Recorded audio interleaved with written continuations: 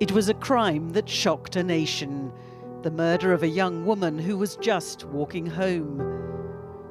Wayne Couzens held a position of trust as a police officer, and we are outraged and sickened that he abused this trust in order to lure Sarah to her death.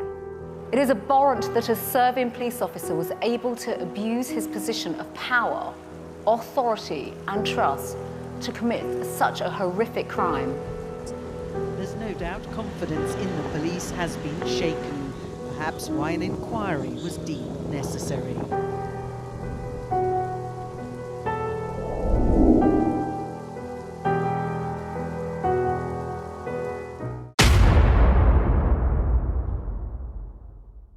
Do you trust the police?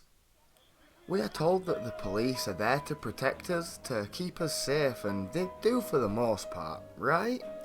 Well, this is a sentiment that's getting harder and harder to agree with for most people. I don't think it's a secret that public trust in police around the world is eroding. A few bad apples really do spoil the bunch in this case, and it's sad because there are many officers of the law that are exemplary people with near flawless records. But these people are getting harder to appreciate with every terrible story we hear of a police officer abusing their position and authority.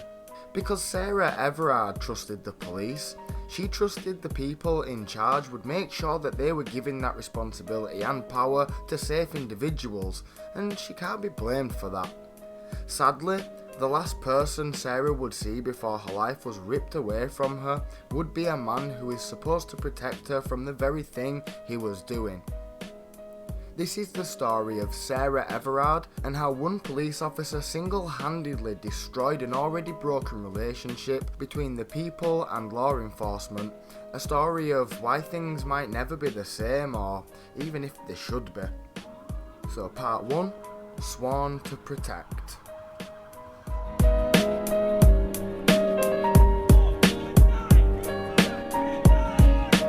What the hell? For his kidnap, rape and abduction of Sarah Everard, his lawyer had argued for some mercy, but the judge jailed Wayne Couzens for the rest of his life. And so Couzens became the first police officer to be given a whole life sentence. He shook as he heard his fate. The judge didn't mince his words. You have irretrievably damaged the lives of Sarah Everard's family and friends. You have very considerably added to the sense of insecurity that many have living in our cities, perhaps particularly women, when travelling by themselves, and especially at night. The officer's former boss, Scotland Yard's commissioner, watched as Couzens was sentenced. I am absolutely horrified that this man used his position of trust to deceive and coerce Sarah. And I know you all are too. I absolutely know that there are those who feel their trust in us is shaken. I recognise that for some people a precious bond of trust has been damaged. I am so sorry. The name Wayne Couzens meant nothing to the world a few days ago. Now, for anyone that knows about this story, I'm sure it invokes a primal rage. Born in Dover, Kent, which is in the UK, in 1972, he lived a normal life, with many family members being prominent figures in the local community. Reports that are now coming out from people that knew of Wayne personally are all saying the same thing. He seemed to be a nice and normal, by all accounts, active member of society. But as far back as 2015, he was showing a very questionable sense of morality when he was reported for indecent exposure. The details of this particular crime are unknown, but it wouldn't be the first time in his adult life he would be reported for something like this. Wayne was hiding a dark secret from everyone, but it would soon bubble to the surface. Yet somehow he still managed to work in what I would call a very prestigious job in the Civil Nuclear Constabulary. It wouldn't be until sometime in September of 2018 that he would transfer to the Metropolitan Police Service, initially in the Safer Neighbourhoods team, serving as a PC in the Bromley area of South London. Things were seemingly going well for him, his wife and 2 children, even buying a small woodland area called Hoard's Wood in the area of Ashford in Kent. It wouldn't be until February 2020 he would move to the Parliamentary and Diplomatic Protection Command to patrol diplomatic premises, mainly embassies. Wayne progressed up the ranks of the service despite some questionable behaviour, as in February 2021, the 48-year-old is linked to another 2 allegations of indecent exposure in London, which it is claimed Scotland Yard failed to investigate yet again, much like the first time. Now getting closer to the day of the crime, showing premeditation on February the 28th, Wayne books a white Vauxhall Astra from a car hire firm in Dover, Kent, using his personal details and bank card. His use for this will become clear shortly if it's not already apparent why he was getting the car. He also purchases a roll of self-adhesive film advertised as a carpet protector on Amazon. Also thought to be on this day, it's alleged that he was reported for yet another indecent exposure in an incident where he flashed 2 female members of staff at McDonald's drive-thru restaurant in Swanley, Kent. He wasn't spoken to about this until it was sadly too late.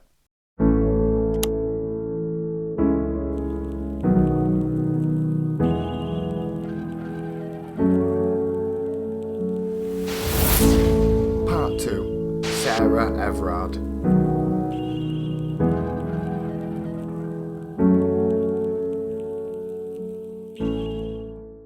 Sarah Everard was a daughter, sister, friend and colleague. According to those in the know, she was dreadful at karaoke but brilliant at everything else. The 33-year-old worked as a marketing executive in London but grew up in York with an older brother and sister. Her father was a professor and her mother was a charity worker. Sarah was described by her family as bright and beautiful, kind and thoughtful, caring and dependable, and someone who always put others first and had the most amazing sense of humour. She was strong and principled and a shining example to us all. It's clear that Sarah was a very well-loved lady who has family and friends that think very highly of her. I can only imagine what hearing such news about someone you love and care for would feel like. The pain must be immeasurable.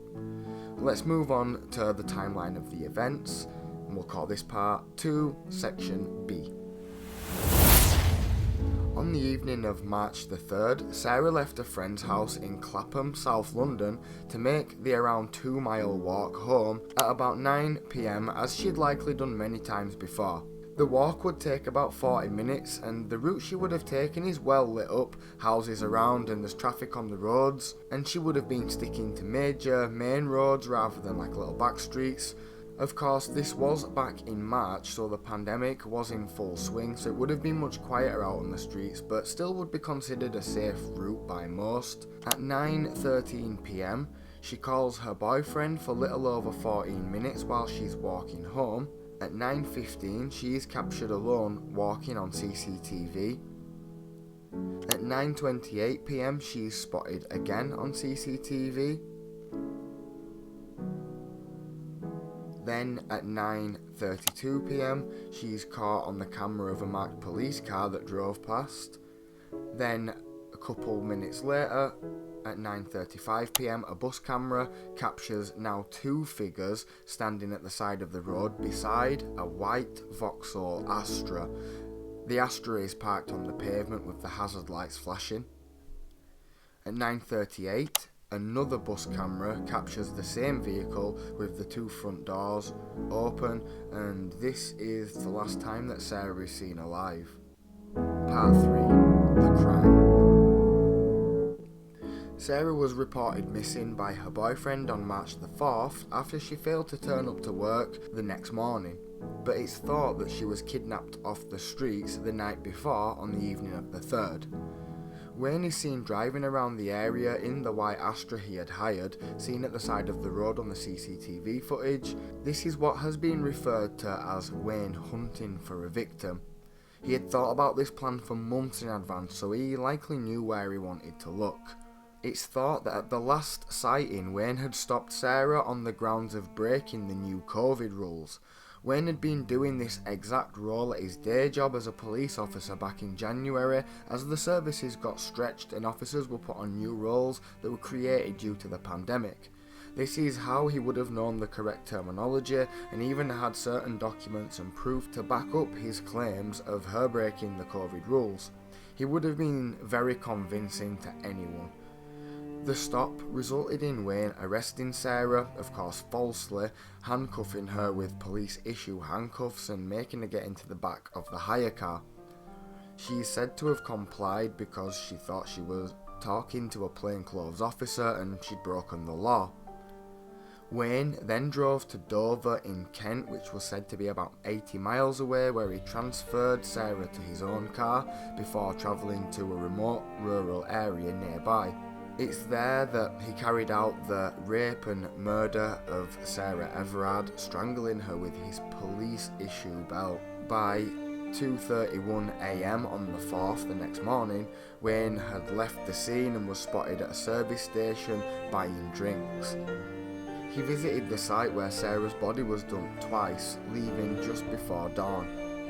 The next day, as the search for her escalated, Wayne bought petrol which he used to burn her body inside of a fridge. He also purchased 2 green rubble bags which he used to dump the remains in a pond near an area of woodland he owned in Hodeswood, Ashford, that I mentioned earlier, and was caught on camera seemingly trying to dispose of evidence in a local lake. A week after she disappeared, Sarah's body was found in a woodland stream just meters away from the land owned by Wayne. Meanwhile, Wayne returned to normal life, carrying out mundane activities like calling the vet about his dog. Days later, he even took his wife and children on a family trip to the woods where he had burnt his victim's body, a truly chilling detail. However, on the 8th of March, the day he was due to return back to work, he reported in sick, most likely sensing the walls were closing in on him. The following day, he was arrested at his home in Deal. In a brief police interview, he told a false story about being threatened by an Eastern European gang, claiming they had demanded he deliver another girl after he had underpaid a prostitute a few weeks before. He then claimed that he kidnapped Sarah, drove out of London and handed her over to 3 men in a van in a lay-by in Kent while she was alive and uninjured. We were talking about, okay? My name's Dick, I wanted to take some questions. This is Aaron. Aaron Cash is also and Marcus Sellers. Okay. So we're here to talk to you about Sarah. I'm going to show you a picture. Do you know Sarah? I don't know. Okay. Sarah went missing. I'll show you some pictures of her on the day. Okay. Sarah went missing on Wednesday. And her parents, obviously, and her family are really worried about her now. The inquiry that's been conducted so far has led us to come and speak to you about it and to see what we know about Sarah, okay? So, would you like to, do you know where Sarah is? No. Right, okay.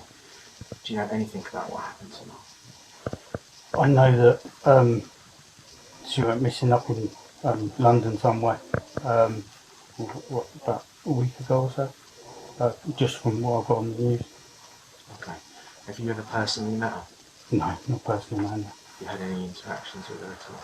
No, why would I have personal interactions with her? Well, it's very difficult because I can't go into a lot of the evidence because obviously that would require, that's not part of what an urgent interview is, okay? This interview is just about trying to find her. Because sure. She's been missing for a while now. I'm sat in handcuffs and asking me what I know her, so you must have something to say that I know her. Well, as I said, you've been arrested on suspicion of kidnap, and we believe that you've been involved in her disappearance and taking her away from her family. Okay. So we are trying to find her. Obviously, everybody is very worried about her. She's got, parents. She's got, she's got siblings.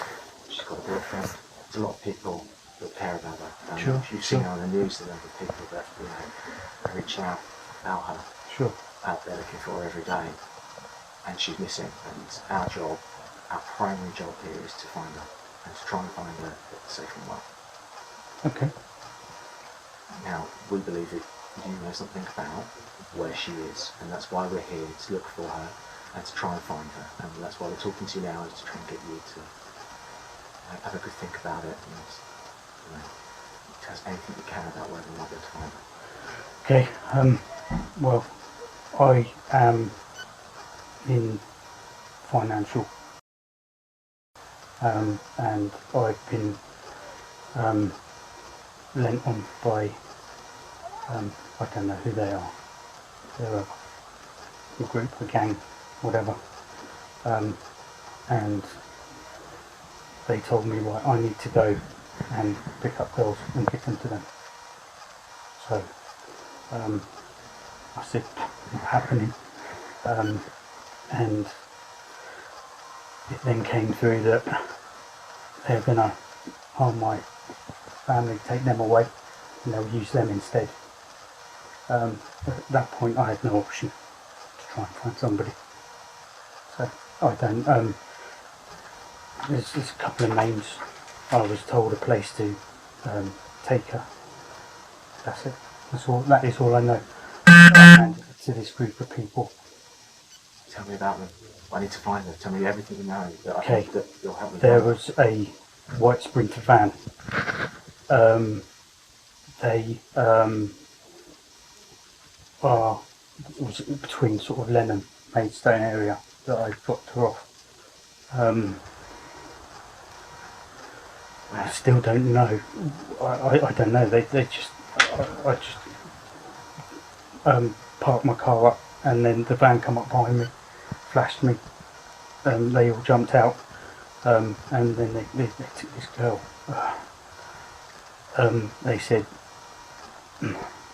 They said, you've done good, and I don't know whether my family's going to be alright still. But they threatened to take my family away from me. So at that point, I'm doing what I can to protect my family. That's it. So all I know is that it was a roundabout. We could drive there now. I could show you. But roughly, I don't know Lenham, Maidstone area at all. If we did it on Google, if we did it on Google Maps, like Google Earth, if we drove it, would Right. you be able to do it? I drove from Ashford to Maidstone. Yeah. Okay. Yeah. There's a roundabout that breaks up, I guess. So this is the first big roundabout that you come to. You would carry straight over to Maidstone, but instead I went round that roundabout and back up another road. And at that point, I was flashed and pulled over. You guys got out, opened my door, opened that door, pushed me out against the front of the car, took the girl, drove off. That's it. They said, we'll be in touch. So I'm here, I'm off work with stress because I'm here to protect my family. I want to be here 24/7 for my family. They come from my family. I've got nothing myself. I've got no choice. I'll go back through the route with you in a minute, alright? But how do they contact you? How did you contact them? I tried to drill one of their call girls and rip her off. So she's told them, and they've got me. So How do they? No, but what I mean is, how do they contact you? How is it they've been in contact with you to make these threats? they just tell me, be here. So Hotel Burston down in Folkestone, got to be here. Okay, so I turned up. But I've got no mobile number, and they have got my mobile number. They haven't. They're obviously outside watching, following. I just, honestly, How are they telling you to be there? Or be there? How is it they're giving you those directions? yeah, they'll come outside. So they'll be outside here. Yeah. and then they'll say, right, you're going to be in Folkestone at this time, or you're going to be in Ashford at this time. That's it. There's no links, no telephone numbers. I'm completely on my own, but at the same time being threatened. It had Romanian plates on the van, white, like Mercedes Sprinter type van. There's a transporter. But after Sarah's body was discovered in a pond just 130 metres from land owned by Wayne, he was charged and eventually he admitted to the crime and pleaded guilty. Despite being an armed officer tasked with protecting politicians, dignitaries and VIPs, Wayne admitted regularly using prostitutes, having a major addiction to extreme porn, and was also suspected of taking dangerous bodybuilding steroids. While he made every effort to hide his dark behaviour from his colleagues, questions will inevitably now be asked about the Met's vetting and monitoring procedures that failed to spot his descent into crime. The force says that Crown prosecutors are now considering charges in the case, while the police watchdog, the IOPC, continues to investigate whether the Met could have done more at the time and taken early action against Couzens. There was growing pressure on the force and its boss. There are questions, serious questions, that will need to be answered by the Metropolitan Police. From the minute that Sarah went missing, these were clear points and questions and challenges that were put to the Metropolitan Police and to the Met Commissioner directly. Police continue to investigate Couzens but have found no evidence of other crimes. They appeal to the public and his former colleagues to report any suspicions around him. A man the judge labelled warped, selfish and brutal. Martin Brunt, Sky News. Part 3. Why don't we have capital punishment again?